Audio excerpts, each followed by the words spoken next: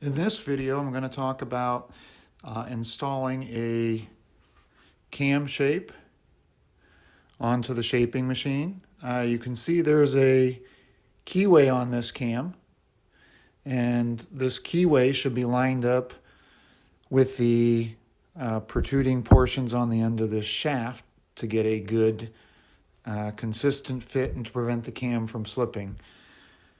To start off, you want to loosen the screw that is on the shaping machine, and this is done using a 5mm. So we will loosen this. Once it is loose, we will go ahead and unscrew it. And I believe these are M6 bolts, and they use a 5mm hex head Allen wrench. So now we have the piece in place. We will align the piece.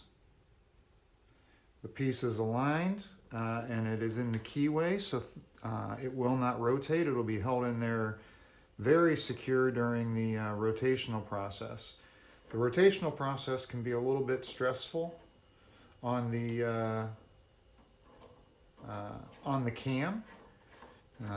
So you want to make sure that you have this in place and in the keyway. Otherwise, the stresses applied to the cam, from the head to the cam to the plate, will cause this cam to rotate, not with the shaft. It'll just lay flat.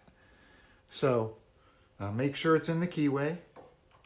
And then go ahead and, using your 5mm hex head wrench, tighten it in place. And then after you have done that, you can adjust your scaling with the stop plate. But that is all there is to installing a cam. To remove a cam is the same process in reverse. So you want to unscrew the M6 bolt,